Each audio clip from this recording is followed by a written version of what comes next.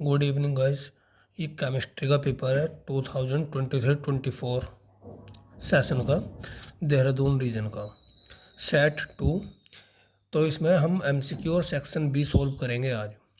तो इसमें पहला क्वेश्चन है, which of the following ligands show as linkage isomers. तो देखो, लिंकेज आइसोमर्स जो शो करते हैं वो ऐसे आइसोमर्स शो करते हैं जो एक साइड पर एक टाइम पर दो साइड से इलेक्ट्रॉन डोनेट कर सकते हैं, मींस एम्बिडेंट लिगेंड जो होते हैं। तो जैसे यहाँ पर NH3 है, NH3 में सिर्फ नाइट्रोजन के पास इलेक्ट्रॉन होते हैं, ये डोनेट कर सकता है। यहाँ पर SO4 में सिर्फ आपका ऑक्सीजन कर सकता है। C2O4 में सिर्फ आपका ऑक्सीजन कर सकता है। NO2 में अगर हम देखा जाए तो N double bond O minus, यहाँ पर इसके पास भी इलेक्ट्रॉन है डोनेट करने के लिए, और नाइट्रोजन के पास भी इलेक्ट्रॉन डोनेट करने के लिए। तो आपका आंसर C। अब है सेकंड क्वेश्चन।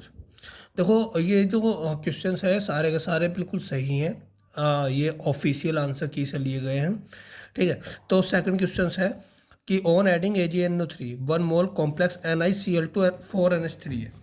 तो यहाँ पर हमारे पास एक कॉम्प्लेक्स है तो हमें जो है 2 मोल्स AgCl के बनते हैं। तो हमें बतानी है कि सेकेंडरी वैलेंसी क्या होगी। सेकेंडरी वैलेंसी का मतलब जो होता है वो होता है आपके कि कितने लिगेंड जो हैं वो अटैच्ड है, means the number of ligands attach to the central metal. तो यहाँ पर देखो, हमने बनाया सबसे पहला कॉम्प्लेक्स कुछ इस तरीके से, Ni, यहाँ पर NH4 का NH3 का होल 4 और बाहर होगा Cl2। फिर इसकी रिएक्शन हम AgNO3 से कराएंगे तो 2 मोल्स AgCl बन गए, 2 मोल्स AgCl हमारे बन गए। तो अब देखो, ये Cl तो निकल गए। अब Cl अगर हम अंदर रखते हैं तो ये Cl बाहर नहीं निकल पाएंगे क्योंकि कोऑर्डिनेशन कंपाउंड कभी भी अपनी आइडेंटिटी लूज नहीं करते। तो ये कंपाउंड बनेगा हमारा Ni, NH3 का 4 और इस पर आ जाएगा 2+ चार्ज। तो यहाँ पर आप देख रहे होंगे कि कितने 4 लिगेंड इससे अटैच्ड हैं। तो सेकेंडरी वैलेंसी इसकी कितनी हो जाएगी 4। तो इसका ऑप्शन नंबर A बिल्कुल सही हो जाएगा। फिर इसके बाद है question number third. Question number third है ट्रांजिशन मेटल्स या ट्रांजिशन एलिमेंट्स एलॉय क्यों बनाते हैं। तो देखो, ट्रांजिशन एलिमेंट्स इनका इलेक्ट्रॉनिक कॉन्फ़िगरेशन कभी भी सेम नहीं होता। आप मैग्नीज का निकाल कर देख लो, आयरन का देख लो, सबके अलग अलग आएंगे। एंथैल्पी ऑफ एटोमाइजेशन भी सेम नहीं होते, क्योंकि देखो, जिसके पास ज़्यादा नंबर ऑफ अनपेयर्ड इलेक्ट्रॉन होंगे उसको ज़्यादा एनर्जी चाहिए होगी। सेम ऑक्सीडेशन स्टेट सेम कहाँ होते हैं, किसी का +2, किसी का +3, किसी का +4, किसी का +5, किसी का +6, +7, nearly the same atomic size. देखो, एटॉमिक साइज जो है वो अप्रोक्स सेम होता है। तो इसका ऑप्शन डी सही है।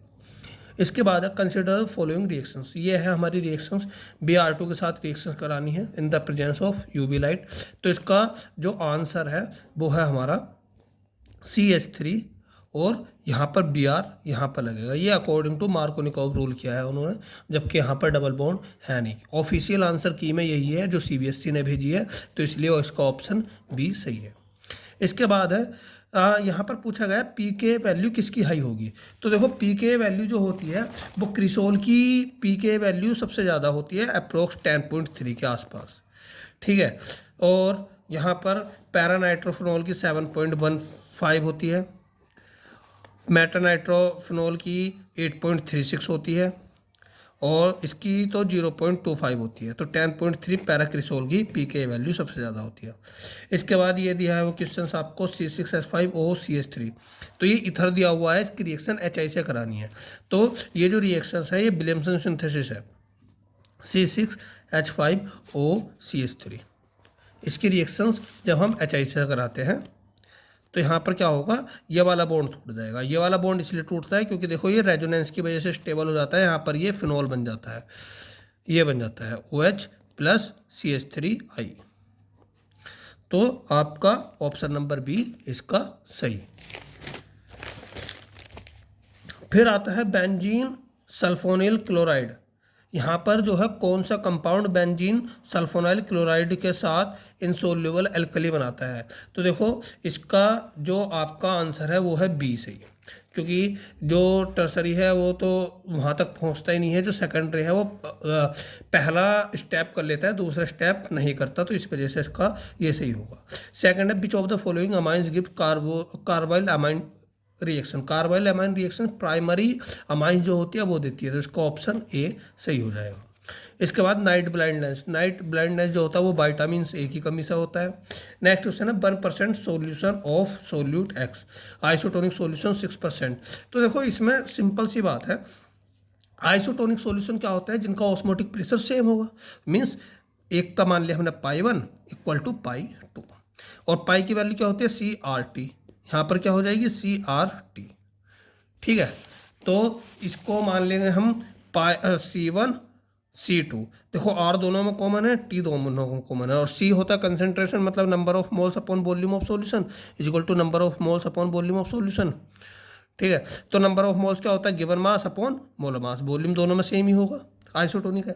ठीक है, given mass upon molar mass. अब देखो 1% है हमारा, दूसरा 6% है। अब आइसोटोनिक है, सेम प्रेशर होगा, मोलर मास दोनों का 342 दे दिया, तो एक का आपका 1/342, एक का 6/342, सॉरी ये होगा 1/x, क्योंकि यहाँ पर इसका मोलर मास तो हमें बता नहीं है, 6/342। तो ये इधर पहुँच जाएगा और ये उधर पहुँच जाएगा, मतलब क्रॉस मल्टीप्लाई, तो क्रॉस मल्टीप्लाई हो जाएगी हमारी x इज इक्वल टू 342/6, 6 5 जा 30, बचा आपका 4 और 6 7 जा 42, तो इसका आंसर बी बिल्कुल सही है इसका आंसर। नेक्स्ट है क्वेश्चंस कि हमें बताना है when the initial concentration of reactant double. किसी भी रिएक्टेंट की अगर हम इनिशियल कंसंट्रेशन को डबल कर दें और हाफ पीरियड उसका रिमेन सेम रहे, तो ऑर्डर ऑफ रिएक्शन। देखो ऑर्डर ऑफ रिएक्शंस में जो कंसंट्रेशन है वो आपने पढ़ा होगा T half is equal to 0.693/K।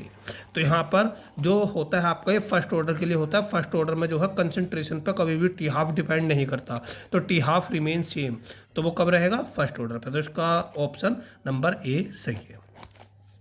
इसके बाद सेकेंडरी सेल, देखो dry cell, mercury cell, Daniell cell, ये सारे के सारे प्राइमरी सेल होते हैं, तो लेड स्टोरेज सेल हमारा क्या होता है सेकेंडरी सेल होता है। नेक्स्ट है असर्शंस एंड रीजन्स पे आते हैं।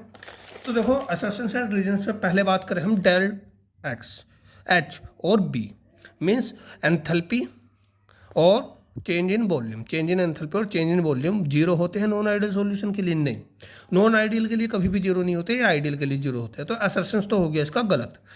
ठीक है, false. Solute solvent interactions are not same in pure solute solute and pure solvent solvent interaction in the non ideal. हाँ, ये सही बात बोली इन्होंने कि सॉल्यूट सॉल्वेंट का इंटरेक्शन कभी भी, मीन्स ए के बॉन्ड प्लस बी का बॉन्ड, इनके बीच में जो भी फोर्स ऑफ अट्रैक्शन होगा, इसके बीच में जो भी फोर्स ऑफ अट्रैक्शन होगा वो कभी भी इसके इक्वल नहीं होगा।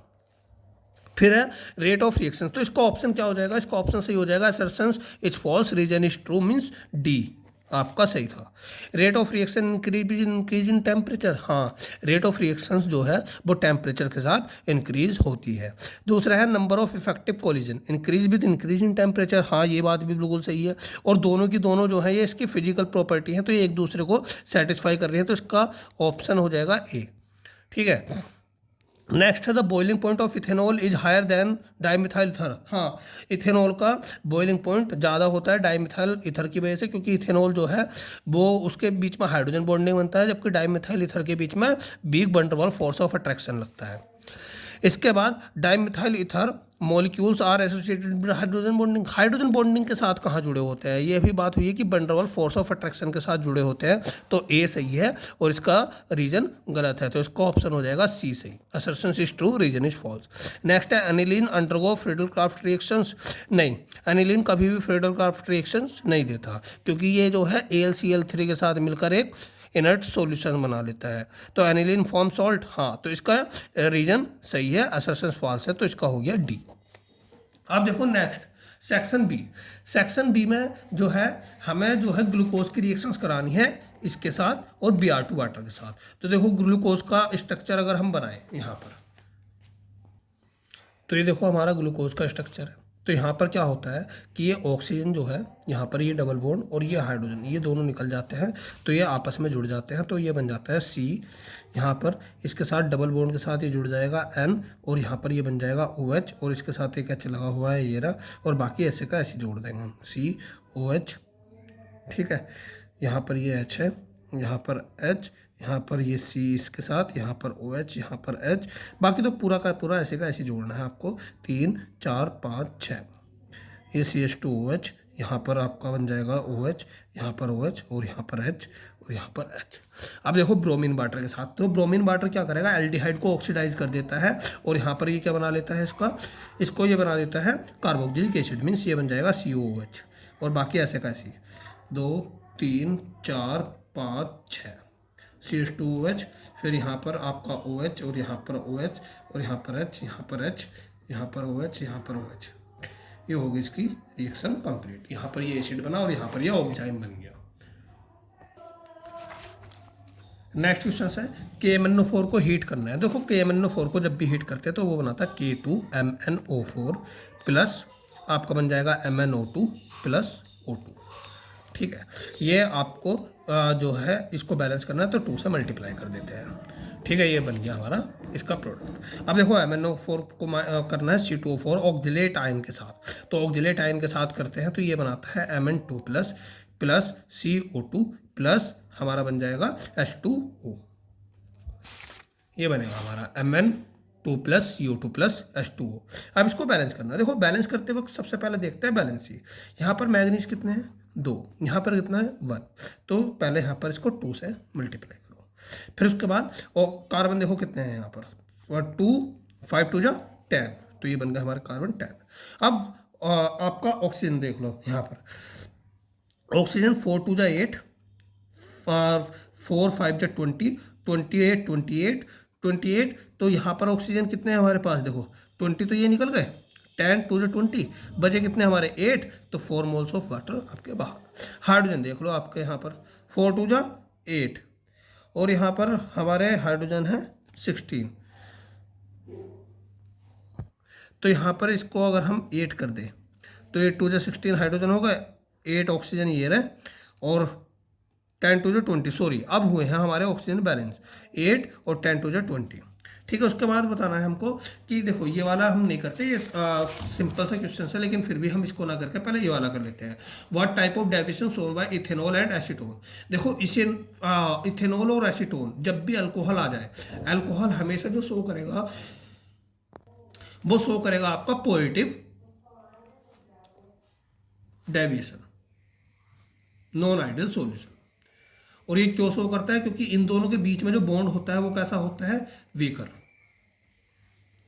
अब देखो ये पॉजिटिव शो कर रहा है, तो इनका जो एजोट्रॉपिक मिक्सचर है वो शो करेगा minimum boiling point, minimum boiling point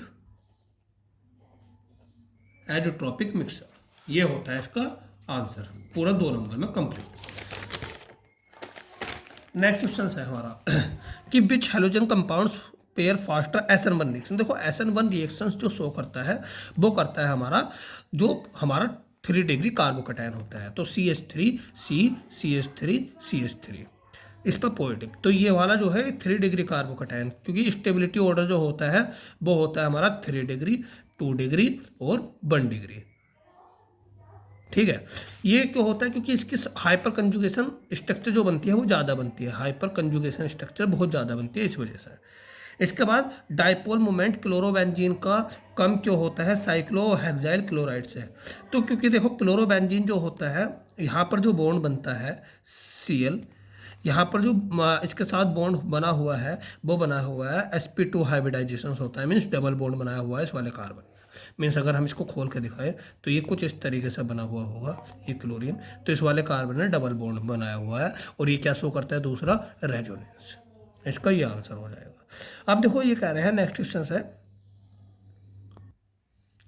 कि हमारा in a reaction if the concentration of reactant X is tripled, जो भी एक्स है ठीक है उसकी कंसंट्रेशन जो है हम वो ट्रिपल्ड कर देते हैं, ठीक है डबल कर देते हैं, मतलब ट्रिपल सॉरी, तो जो रेट ऑफ रिएक्शंस वो 27 बन जाती है 27। तो 27, तो हमें बताना है ऑर्डर क्या होगा। तो देखो ऑर्डर निकालना है x⁻3। अब देखो ये इसको क्या हो जाएगा, 27 को हम ये लिख सकते हैं 3 का क्यूब 27 होता है, दोनों तरफ पावर सेम है, ठीक है, पावर सेम है, तो क्या हो गया यहाँ पर x की वैल्यू कितनी आ गई 3, x=3, तो ऑर्डर कितना आ गया हमारा 3। सिंपल है। इसके बाद है कंडीशंस बतानी है बाई मॉलिक्यूलर रिएक्शंस जब फर्स्ट ऑर्डर रिएक्शंस। तो ये जो कंडीशंस होती है वो होती है सीडो ऑर्डर रिएक्शन की, सीडो ऑर्डर रिएक्शन। अब इसका हमें एग्जांपल देना है। एग्जांपल में आप जो हो वो दिखा सकते हो C12H22O11 जाइमेज की प्रेजेंस में, और ये हमारा जो बन जाता है वो बन जाता है C6H12O6 means glucose and fructose. देखो एक मॉलिक्यूल्स है, हमें ये हो लग रहा है कि ये जो रिएक्शंस होगी वो फर्स्ट ऑर्डर रिएक्शंस होंगी, ठीक है, लेकिन यहाँ पर देखो 2 मॉलिक्यूल्स बन रहे हैं जब हम इसके रिएक्शंस वाटर के साथ कराते हैं।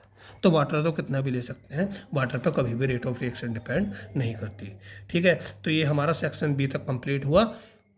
Thank you.